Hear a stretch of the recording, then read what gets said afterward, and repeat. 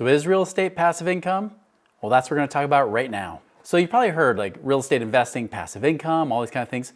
Well, is real estate investing really passive income? Although that's technically true, there are some exceptions to that. I want to get into what's passive versus what's not.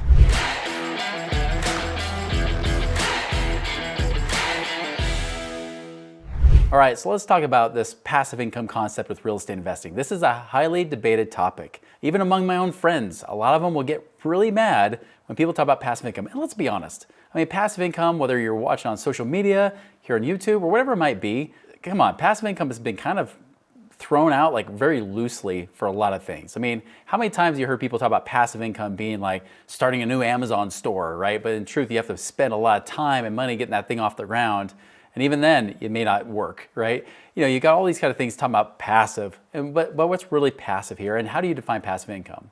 Well, let's get to the accounting definition of passive income versus maybe your definition or my definition of passive income. So the accounting version of passive income is essentially rooted in real estate investing. Real estate investments, when it comes to rental real estate, is considered passive income from an accounting perspective. Now, there's debate about how you define passive, but from an accounting perspective, yes, it is passive income. That is what it's called when you earn income from your rentals and that sort of thing. And that's why you can have passive losses and passive gains and all that kind of stuff, right? So when you have that kind of thing in the real estate world, yes, passive income is specifically for real estate. But do you define passive income as just that? Or do you see it as something that's more of, I can be hands off, right? Like I don't have to be the one doing the work, I'm making money even while I'm sleeping, you know, that sort of thing. You know, that's kind of how I see passive income as well. And you start getting to that point, well, now we're getting some nuances here that really become debatable, don't we? Because let's be honest, when you're dealing with your money, especially when you're learning about what to do with your money, it requires a little bit of attention.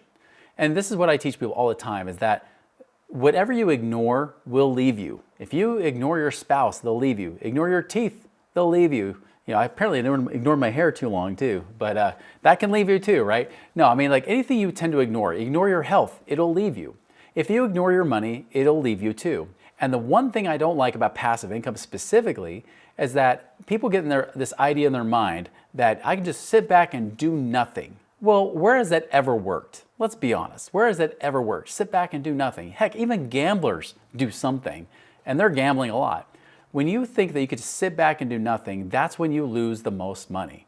This is why I'm so opposed to the traditional financial planning model of set it and forget it, right? Just set it and forget it. Let us deal with it. We'll manage it. We'll do all stuff for you. But the truth is, and I was a financial advisor, I know, even the active money managers, they're not really managing very well. I mean, it's depending on what you're dealing with. Even if somebody that's personally managing your money, and maybe you and several hundred other clients too, they still are prone to error. They don't know what they're doing. They're guessing just as much as the rest of the world is. On top of that, even if you get the big money managers, right, they can't even move money without getting permission half the time. I mean, heck, even Warren Buffett has to announce for himself that if Berkshire Hathaway is going to sell off a stock, they have to warn people before they actually sell it off. They have to tell the SEC, I want to sell off this stock, or I want to go do this or buy this.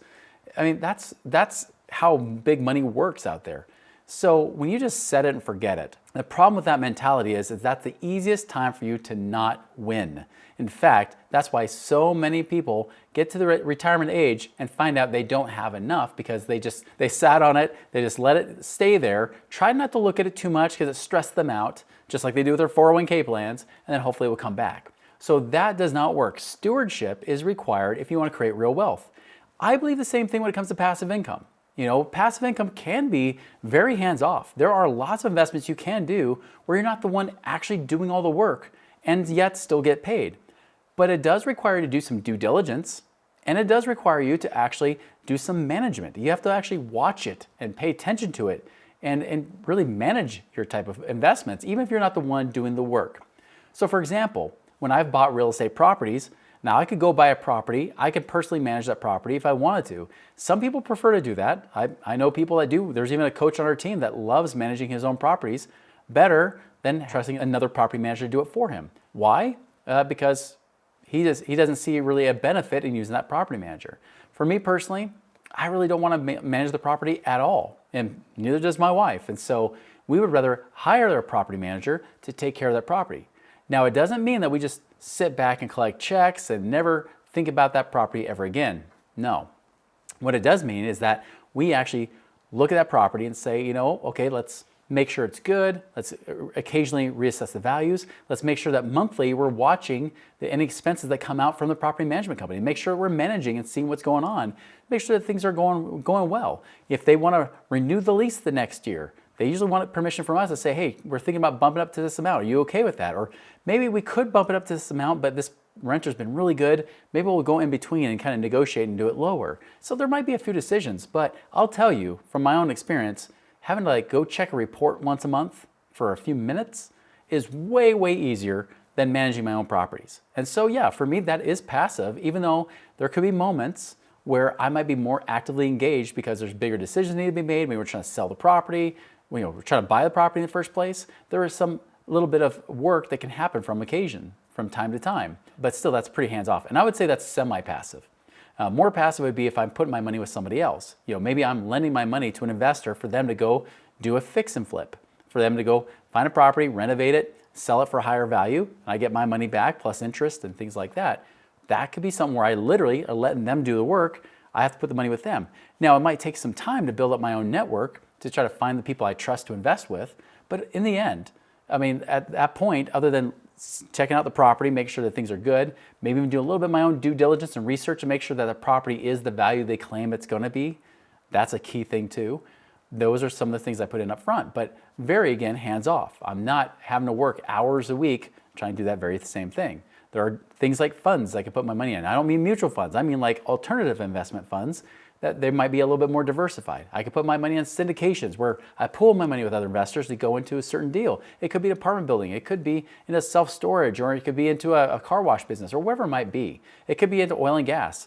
But I have to do some upfront digging, some research and due diligence to make sure it's a good fit. Even if I know the operator and I have a good relationship, that handles some of the situation where I don't have to dig into them as much, but still wanted to dig into the deal itself, I might spend several minutes doing that kind of research to then have years of investing going on. So it's never really hands off, right? Don't let anybody think that passive is just, you can just do nothing, don't have to think, you can just turn your brain off. Brain off investing equals loss. Brain off investing equals losing and gambling your money away. The best way to do it is to be a wise steward, but then utilizing others to do the investing for you. That is where I see passive income really working. Again, you don't have to be the one actively doing the investing. You don't have to be the one that's going and putting hammers and nails and doing all the things to renovate the property yourself. You don't have to be the one going and managing like 150 different tenants in an apartment building or something like that. You could be very hands off. However, you have to do the upfront due diligence in the beginning. When you do that, that's when you actually can create more passive down the road. And for me, that's simple enough. So I'll tell you, I had an experience with someone recently where they actually were doing a lot of the active stuff. They were managing their own properties, doing all their own work. And when I asked them, I said, well, what's the kind of profit you're getting out of it? They're like, oh, a couple $100s a month. I'm like, you're doing all of this work. You're dealing with the tenants, the toilets, and the trash, and you do it for a couple $100s a month. Is that worth it? Well, because it grows and appreciates. We got a lot of equity in it. I'm like, well, what if we take that equity out? You go invest it somewhere else, have a property manager deal with all that, and don't invest it here. They're on the western half of the United States. Invest it out in the southeast. You can make a lot more money over there. Why don't you do that? And so he did. And the great thing is he went from a few hundred a month to several thousand a month with that equity he was able to cash out. And on top of that, he doesn't have to be the one actively managing it all the time. Now, he could choose to say, you know what, I'm not going to deal with property manager. I'm going to manage it myself. But it's so nice that he could say, I can just be, more hands off. We have another client, she doesn't even qualify for a lot of the different types of investments like accredited investor, right? Where she can't do certain types of syndications, but she can utilize some debt funds that will pay her like 10, 12% a year on her money. And then she even bought some properties too. And she's got like cash coming from there, which allows for some growth too. She's got some of that debt fund that's paying her some great income. And the cool thing is man, she's not even out of medical school yet. Well, okay, she's out of medical school. She's not out of a residency yet. She's still not a full-fledged doctor, but yet she's already got a great start in her 20s to give her that passive income right now, and she could still be working her tail off as a doctor, right? So there's the cool things like that where you can still earn money in passive income while you're still earning active income. And by the way, that active income you need, because that active income is the thing that will help you finance your passive income. Don't for 1 second believe that someone tells you that you can just go and pay no money and then somehow make passive income. It doesn't work. If you want real passive income, it's going to require cash out of your own pocket. And that is going to require you to make more money too. Now, if you're okay not being passive, maybe you're okay because you don't have a lot of cash, or maybe you have a lot of time on your hands and you say, listen, I can do active stuff. You can make way more money on the active side than you can on the passive side. But if you are here because you're like, I want to know if passive income is real in real estate, it absolutely is. And there's so many different types of real estate you could be doing right now. Just, I'm in a business partnership currently where they are literally buying and selling raw land as we speak, and I do nothing with it. Now, I finance all of it, and I still watch it. I'll still go log into the account a couple times a month just to see how things are changing and what's happening, but that's about it.